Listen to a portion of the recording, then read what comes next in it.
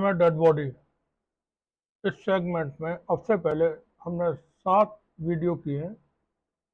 ये उसी सीरीज का 8वां है और मैंने बताने की कोशिश की थी परचम पार्टी में शामिल होना, फिर बाद में और कई सारे वाक़यात।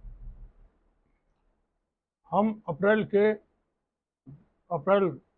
2006 में अलीगढ़ में जो हिंसा हुई थी 6 अप्रैल को, उसके बारे में मैंने बताया था और साथ ही एक बात और बताई थी कि उत्तर प्रदेश में कोशिशें चल रही थी, जो छोटे छोटे दल थे वो एक गठबंधन बनाने की कोशिश में लगे हुए थे।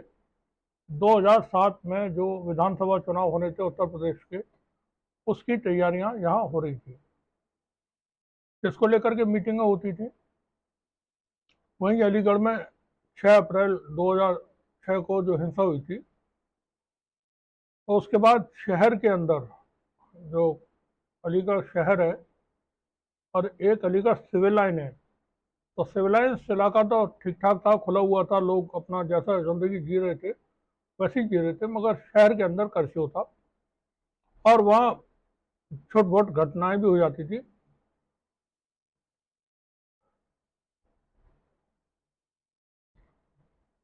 हमने अलीगढ़ में ये हिंसा जब हुई तो उसके बाद परचम पार्टी ऑफ इंडिया ने अलीगढ़ कलेक्ट्रेट पर धरना भी दिया, जिसमें कई पार्टियों के प्रतिनिधि अलीगढ़ आए थे और शामिल हुए थे उस कार्यक्रम में,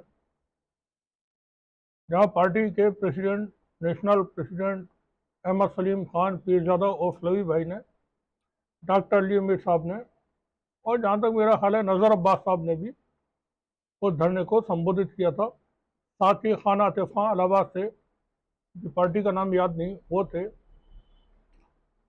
नईमुल्ला अंसारी साहब थे और कुछ लीडर्स थे। यहाँ पर ज्ञापन भी दिए गए थे। सचान साहब, एडीएम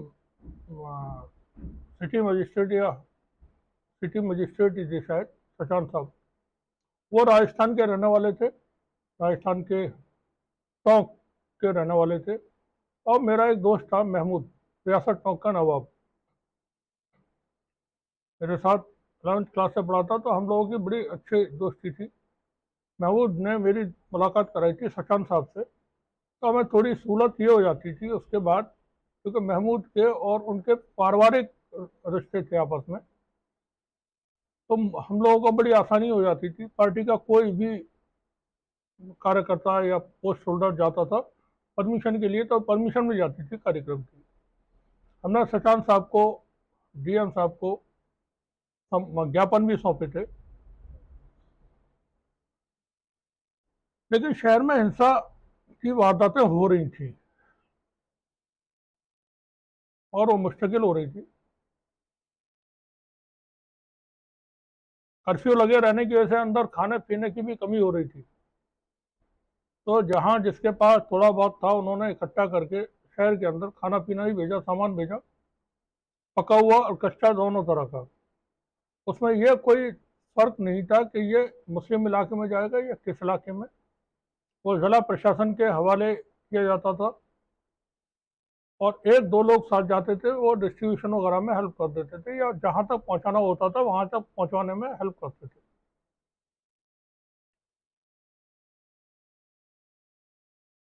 पीस कमेटी की मीटिंग्स भी हो रही थी, जिला प्रशासन भी मीटिंग्स करवा रहा था और उन मीटिंग्स में भी मेरा जाना हुआ था, ये मैंने पिछले भाग में बताया था। मई अप्रैल के बाद ये दंगा हिंसा जो थी, क्योंकि ये दंगा नहीं था, जबान पर दंगे रहते तो वो दंगा निकल जाता है, ये दंगा नहीं था, हिंसा थी और वो हिंसा अलग तरह की थी जो हिंदू मुस्लिम में नहीं थी, हिंदू मुस्लिम के बीच नहीं थी वो। हम लोग हर रोज पार्टी ऑफिस में मिलते थे, अब कहीं जाना आना होता नहीं था ज़्यादा, घर से निकल के सीधे पार्टी ऑफिस 11 बजे तक पहुंचना हो जाता था सुबह को, और रात को 12-1 बजे तक वहाँ बैठते थे। रोज ज्ञापन और प्रेस विज्ञप्ति वगैरह लिखी जाती थी। एक वाक्य बताऊंगा मैं यहाँ पर जब ये हिंसा हुई 6 अप्रैल 2006 को, अ- उसी रात को हम लोग पार्टी के जो पोस्ट होल्डर थे वो मेडिकल इमरजेंसी पहुंचे, और हमारे ऑफिस से, पार्टी के ऑफिस से, परचम पार्टी ऑफ इंडिया के कार्यालय से मेडिकल की इमरजेंसी 500 मीटर की दूरी पर रही होगी या है। तो टहलते हुए ऐसे ही हम लोग पहुंचे, जिसमें मेरे साथ मलखान सिंह लोधी साहब थे, ब्रजमोहन बघेल साहब थे, मनीष गौर साहब थे, अनवर अखिल साहब,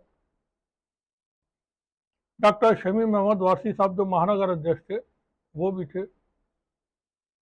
नौशाद आलम साहब थे। मतलब हम पार्टी के लोग वहाँ गए ताकि देखें किसी को कोई ज़रूरत हो। पार्टी प्रेसिडेंट ने कहा था कि जाओ मुलाकात करो लोगों से, अगर कोई परेशान हो किसी तरह की दवा वगैरह की तो उसमें हम लोग हेल्प कर सकते हैं। तो हम लोग उनको दवाइयाँ वगैरह प्रोवाइड कराने में, या खाने पीने की कोई परेशानी है तो उसमें भी हेल्प, या ब्लड की भी ज़रूरत है तो उसमें हम लोग ब्लड डोनेट वगैरह करेंगे। जब वहाँ पहुँचे तो मेरी मुलाकात हुई, वहाँ भीड़ काफ़ी थी, मतलब सैकड़ों लोग थे। वहाँ मुलाकात हुई समाजवादी पार्टी के महानगर अध्यक्ष जमीरुल्लाह साहब से। उस वक्त समाजवादी पार्टी की सरकार थी प्रदेश में, अलीगढ़ से समाजवादी पार्टी की सरकार में कैबिनेट रैंक के मिनिस्टर थे ख्वाजा अलीम साहब। तो मैंने जमीरुल्लाह साहब से जब मुलाकात हुई तो कहा कि जमीर साहब ये हो क्या रहा है शहर में, आप महानगर अध्यक्ष हैं, ख्वाजा साहब मिनिस्टर हैं, और आपके नेताजी मुख्यमंत्री हैं, और यहाँ लोगों को गोलियां मारी जा रही हैं, मुस्लिम समाज के लोगों को गोलियां लगी हैं और सभी वही यहाँ भर्ती भी हैं, 4 लोग मर चुके। जमीर साहब का जो शब्द थे वो मैं यहाँ बताना चाहूँगा। उनका कहना था, मैं कर भी कह सकता था, मेरे ऊपर एसपी ने रिवॉल्वर तान दी थी कि भाग जाओ यहाँ से वरना गोली मार दूंगा। कोड अनकोड ये उनके अल्फाज थे उस वक्त। और जब ये बात उन्होंने कही थी तो बहुत सारे लोग वहाँ मौजूद भी थे। जैसा मैंने बताया सैकड़ों लोग थे वहाँ, तो सैकड़ों नहीं थे, कम से कम 1 दर्जन 2 दर्जन लोग तो थे जब मुलाकात हम लोगों की वहाँ खुले में हो रही थी। अगले दिन हम फिर पहुंचे 7 तारीख को, 7 अप्रैल को। वो दिन का वक्त था, कोई दिन के 12 1, ऐसे 2 बजे होंगे, 3 बजे होंगे, तो ठीक से टाइम तो नहीं कोई मालूम कि देखें चल के लोगों को। तो जब वहाँ पहुँचना हुआ तो देखा अभी भी लोग हैं वो जमा, इमरजेंसी के बाहर काफ़ी लोग जमा हैं। और कांग्रेस पार्टी के जो सांसद थे अलीगढ़ से, चौधरी विजय सिंह, वो भी वहाँ पहुँचे हुए हैं।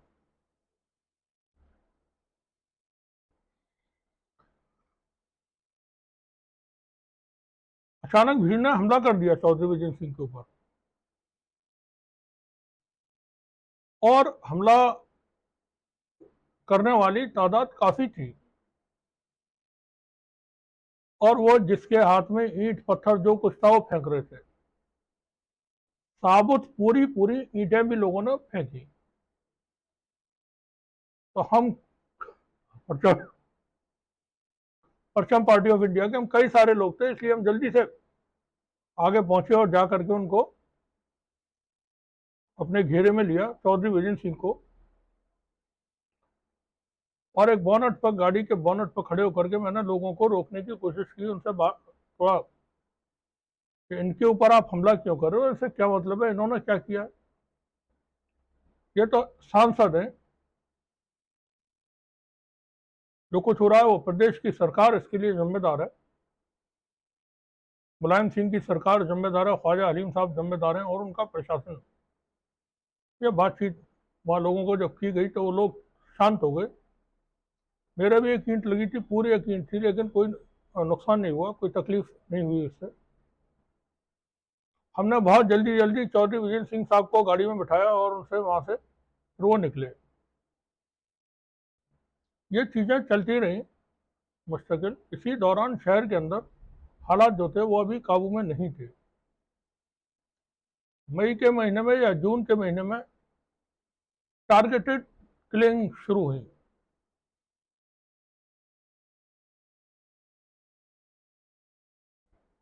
क्या था वो,